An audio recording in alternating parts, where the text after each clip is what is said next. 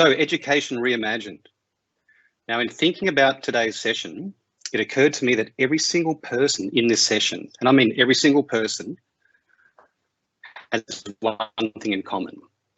And one thing in common that has personal relevance to the topic today, and that is we've all been in a classroom.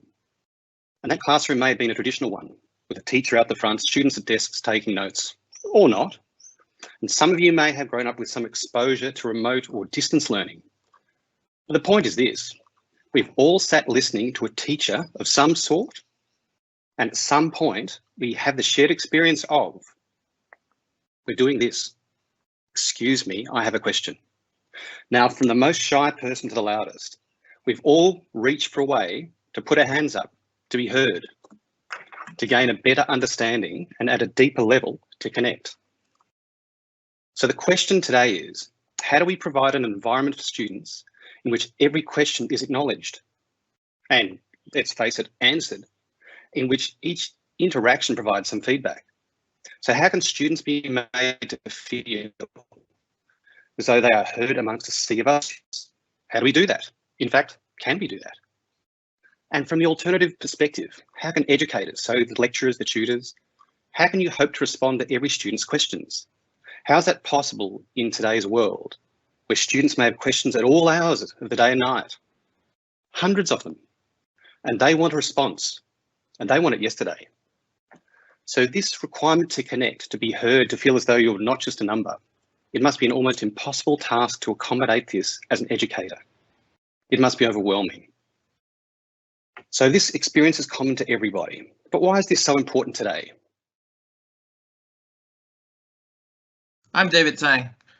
I work with the education sector in Microsoft Singapore. My job is to make it easy for customers like you to take a look at edutech solutions like the ones that are presented here.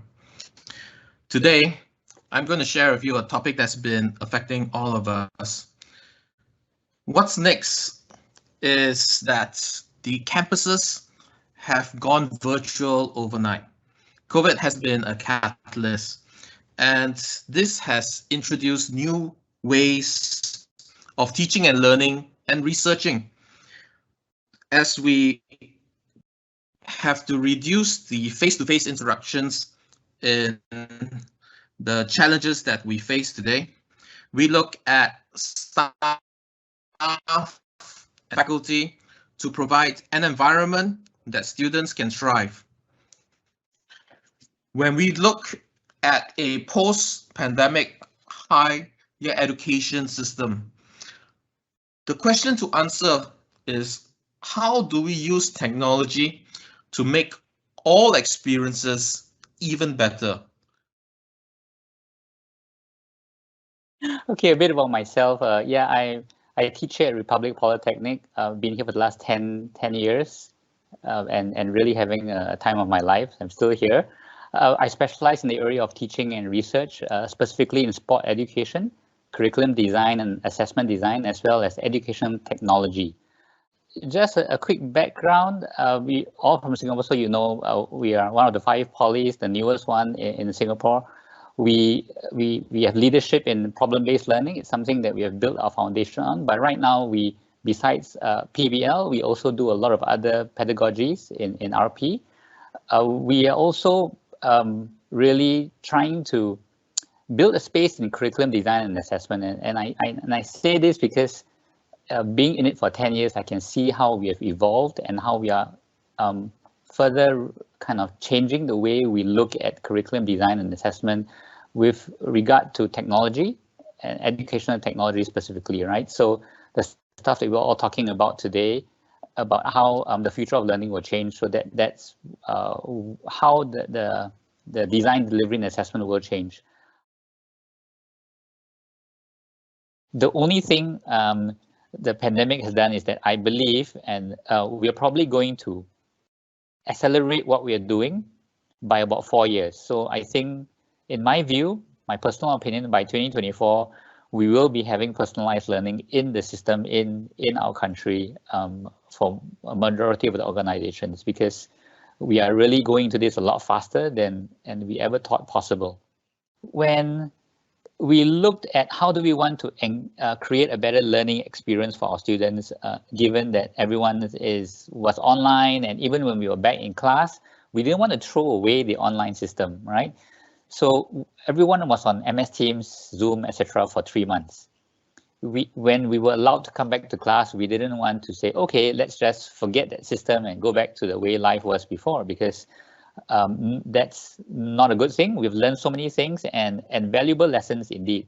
What happened next was that we decided to go with a new, same learning needs, but what became apparent was that the learning experience, so the top right, was the most important thing, right? So as much as the technology was good, the pedagogy and the learning experience still needed to be the lead, and the technology would be something that, you know, if we can get the experience and the pedagogy right, the technology, we can find a way to do things that we want to do, right? The other thing that became apparent, if you can go to the next animation, was that when we go back to pedagogy again, we realized that if you look at something so simple that we use all the time, that if you want to motivate a student, right?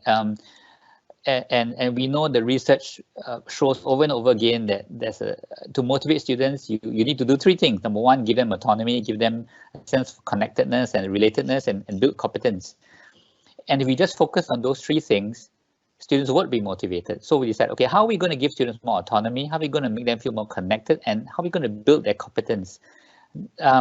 Another good thing, side thing, is that during the 3 months of lockdown, we realized that students were being very affected by not being able to connect one another face to face. So really the connectedness was really missing. If I spoke to you for every day of the week for 4 hours in a format like this, and no one turned on their videos, right, like what's happening now, it would really be tough to feel connected. And as an older person, I feel it, but as a younger person and developing that social development side of myself, I can understand why it got so tough for them.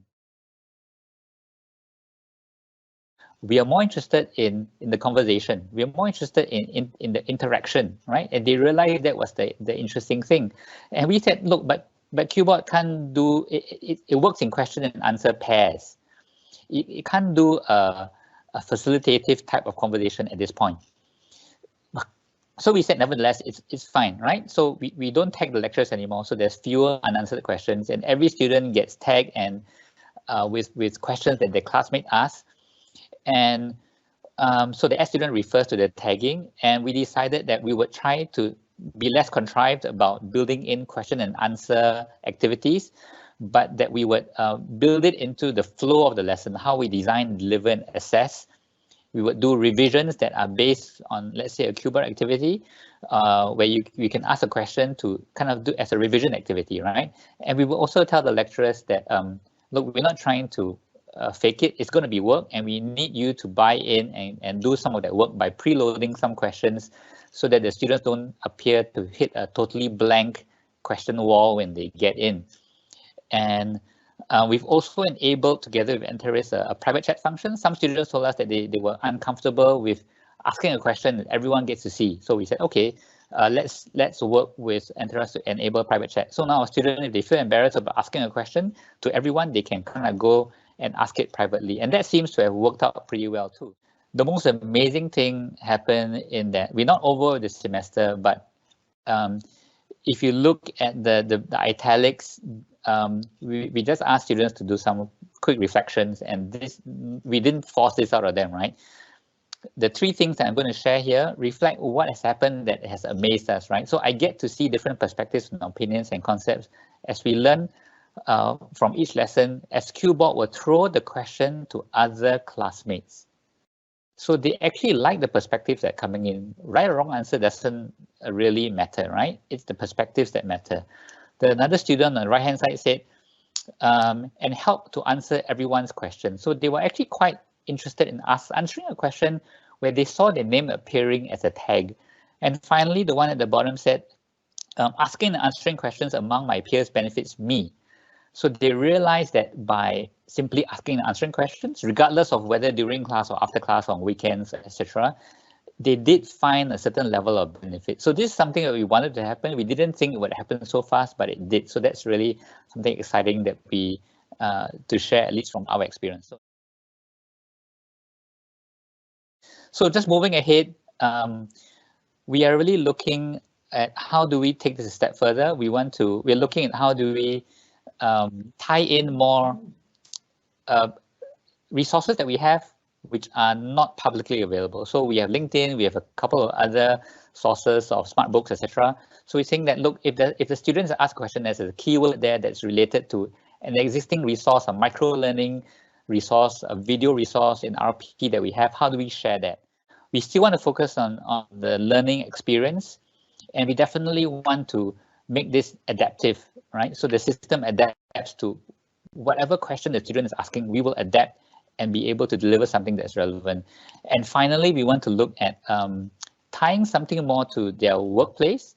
So we currently, every week, we can see the top contributors in the whole, in all the students on the pilot. And we want to be able to say that if you have really been helping, answering questions and being involved in youth learning community, we want to be able to give you a top contributor badge that cannot be faked. So which means that when you do leave RP and graduate, you can be proud to have a badge that says you are a top contributor in RP, and it will be kind of signed and somehow digitally signed by us. And it's something that can help you in your future employment